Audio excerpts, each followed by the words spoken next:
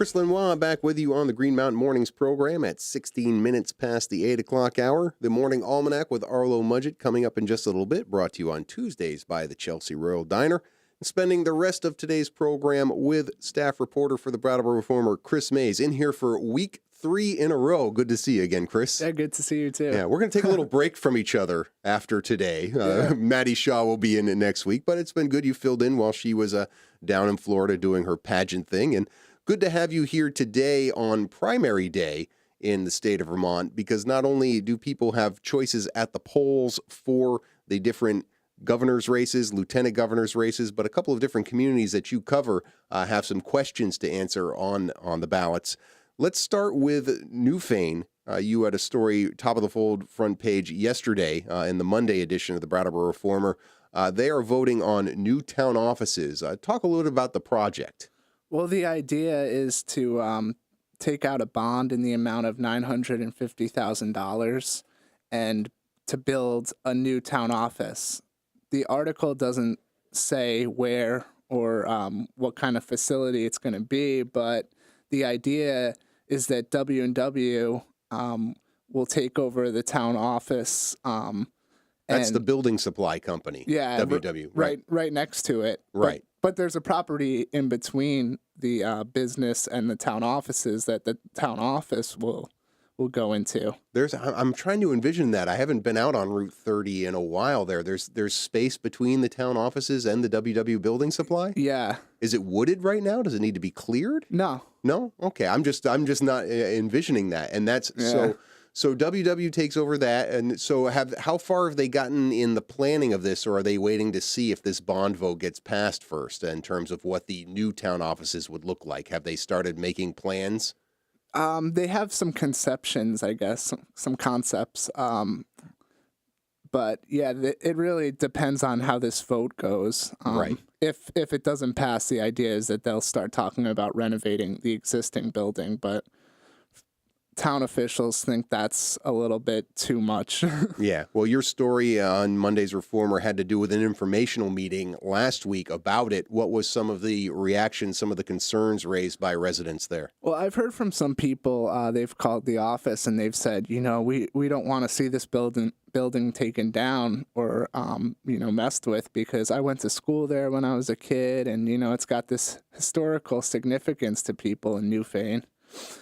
And then there's also the costs of building a new town office. People worry that it's going to be way bigger of a project than envisioned. And so if somebody I can understand wanting to keep a building preserved because of some historical value, but do they still think the town offices should be in that building? They want to keep it the same way, or is there a separate sort of track where somebody's like, yeah, I understand that Newfane needs new town offices, but that doesn't mean we need to tear down this old building. We can have both. We can have the old building and we can have the new building right next to it, couldn't they? Well, there's this other idea that building's not going to be completely teared down anyways. WW might just keep it as it is and just fix it up to their way, but that's not guaranteed either. Once they buy it, it's up to them what they want to do. So they're really waiting on this bond issue and how it gets voted on today. Yeah. In terms of what they do with WW. I mean, this is holding up a lot of things. It needs to be passed today.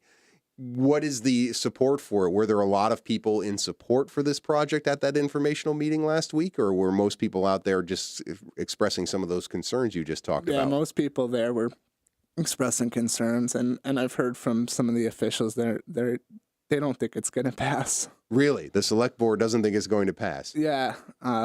From just because of that meeting and what they've heard around town, people aren't too supportive of it, I guess. Right. So when the select board and the other town officials make the case for why they need the new building, what are they saying? Well, they're saying there's some deferred maintenance on the existing building that would cost a lot of money. There's plumbing, electric, and roofing work that needs to be done.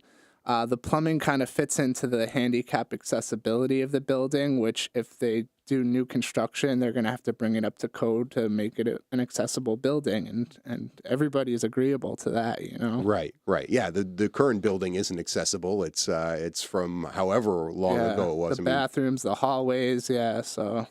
It's a big project. So they've elected people, they being the town residents of Newfane, these select board members, they've elected them to be the leaders of the town and tell them what they need to do. But now that they're actually saying, we could do our job better in this new facility, they're not so keen on that idea. Yeah, it's kind of funny. Watching the video though, it's just they're very respectable about Sure. presenting that opinion, but it is in opposition. Yeah, and we should thank Brattleboro Community Television for that video. It's always great when you have to be at all these different meetings at different times that we have BCTV covering this. We have them covering us here in the studio as well as we do this segment. You also relied on BCTV to report on the informational meeting in the town of Vernon last week about Act 46, their vote today on whether to withdraw from the Windham Southeast Supervisory Union.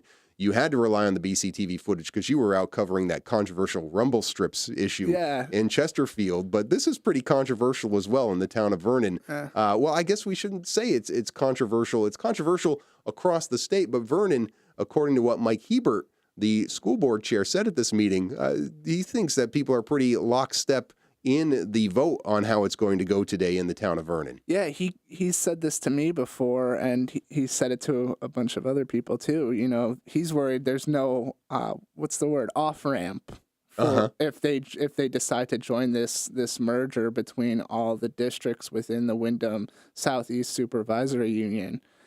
He's saying if we join that, then there's no getting out, and then we're most likely going to lose school choice.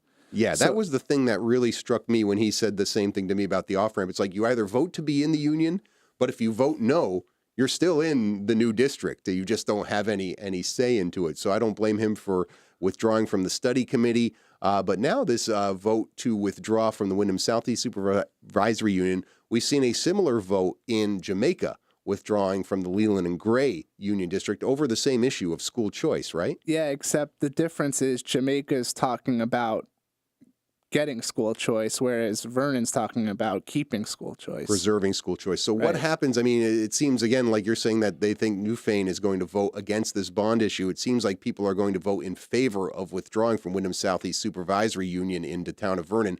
What happens next for Vernon if that vote does go that way? Well, then the other towns within the supervisory union are going to have to vote on it. Yeah. And allow them to leave. Yeah. Which Mike says, I don't see any reason they wouldn't honor our requests, but I'm sitting there wondering, well, I think a lot of people are going to have budgetary concerns. Yeah, I mean, it's all about the money, and it'll be interesting to see how people react to them withdrawing for good reasons with regards to school choice, but nevertheless, something that impacts the rest of the supervisory union. I think you and I have talked about, and I've talked to Maddie about the Dummerston residents voting on a bond issue for the fire department, but I didn't know about this vote coming up in Halifax that you were just telling me about on the break. Yeah, Halifax residents are going to be voting on to repeal zoning. Completely. Yeah. No more zoning in Halifax. Yeah. I guess there's two different groups. There's the people who, for lack of better words, love their zoning. They're big into conservation and land and all that. But then there's other people who feel that zoning is just getting way too restrictive these days. Now, does this have to do, there was like a gravel pit or some sort of gravel business that wanted to be built in Halifax? Am I remembering that correctly? That's kind of in the background of all this, I remember that story from a couple of months ago. Yeah. A quarry, exactly. Yeah. So was that the impetus for this? Much like in Bellows Falls, the impetus for that new zoning law about preventing any detention centers from getting built in downtown. Is it a similar kind of situation in Halifax? It is, but it isn't. I think with some of the updates with the zoning documents, people are feeling it's, their personal property rights too are at stake now. Right. Well, you love your zoning. You love your zoning stories. Chris Mays, he's a zoning expert these days. Let's talk a little bit about this other story. Actually, in today's paper, in the Deerfield Valley, Wilmington, the Hermitage Club selling off 2 properties on Friday, known as the East Tract. This has to do with them in trying to do a development of a new hotel structure. And if I'm reading this correctly, it seems like one of the sales was the land and the other sales were the properties on the land. Is that accurate? Well, it's properties on it's properties in this other section of land called the East Tract, Okay. and that's in between the airport and Haystack Mountain, where the Hermitage Club has their private ski resort. Right. Now, giving people a little bit of background, because you and I have this has been like a chapter book of what Hermitage Club is trying to do with this hotel that they want to build and trying to navigate all the different permits and everything that they need to do. This is really kind of a tactic that they had said that they were going to use if they couldn't get what was called a partial, what is the exact, partial finding of fact from the Conservation Commission for what they want to do at Haystack. So talk a little bit about that, what they're trying to do here. They wanted to get a partial finding of fact for the resort so they could start building this 93-unit hotel up by the ski mountain. Right. And the commission wouldn't do that. No, they've been standing firm on this. They want the whole, The whole report. yeah, Right. all their land, and they're saying these sales you didn't put enough distance between yourself and these properties and these sales because of the easements and deeds in it. Right. All in all, what this is attempting to do is basically make it easier in the Act 250 permit process. Why does it make it easier for them when it goes up for the Act 250 hearing? Well, not having these lands considered by this commission well, there's some concerns about those properties, environmental, it's mostly environmental, which Right. is what Wetlands they do. preservation. Yeah, water quality, wildlife habitat. They have concerns about it, and it delayed this permitting process out past the summer, and they were hoping to start construction on the hotel this summer. The other things they said could kind of wait. Right. So $500,000 to Comtuck LLC, and then another $500,000 for the other property to 4V8 LLC. Do we know anything about these companies that they sold them to? Yeah, one is a Connecticut company, and the other is a New York company. And the land, the Wilmington land, is the guy is from New York, and he owns a house in Wilmington too. Right. So they bought these, but I think this is the key to this whole situation we were talking about. They didn't show enough of an arm's length from the sales of these properties, is that Hermitage Club still maintains control over these properties according to this agreement. How did they navigate that? Yeah, there's certain easements and rights of way that that they're holding on to, and that's essentially making the state say, "Hey, you guys are still very involved here." So can the state say they can't turn down these transactions, right? I mean, these transactions aren't something the state can say you can't sell these properties. No, But can they do anything in terms of making them accountable when it comes to the Act 250 process and all the things that really it seems like Hermitage Club is trying to skirt here with regards to having to be concerned about some of these conservation issues? well, they're saying they can't make a partial ruling just because they got rid of those properties. Right. Okay. So it's still basically they can just hold firm to their initial decision. Yeah. Okay. It just seems amazing to me that you can write into a sale for this land that you still exercise control over the future use and development. I'd be very interested in seeing if these businesses like shared boards of directors or any of that kind of thing. It'd be fascinating to see just how intertwined these three different companies, Hermitage Club, 4V8, and Comtuck LLC, are in the end. Yeah. I think the 4V8 name has something to do with the aviation license for the Deerfield Valley Airport. So Right, because they're the ones who took control of the airport property. Fascinating stuff when you continue on this world of zoning laws and all the different places you cover, but you've also spent some time in court of late. As a reporter, I should say, not as somebody who is answering charges of your own, but you've been in court a lot lately for different things. And the hate crime story or the hate-related crime it's hard to believe, it was just a week ago, Sunday, on Elliott Street, this attack of one person in a store on Elliott Street spilling out onto the road and then a woman attacked as she got out of her vehicle, and the two assailants basically shouting racial epithets at her.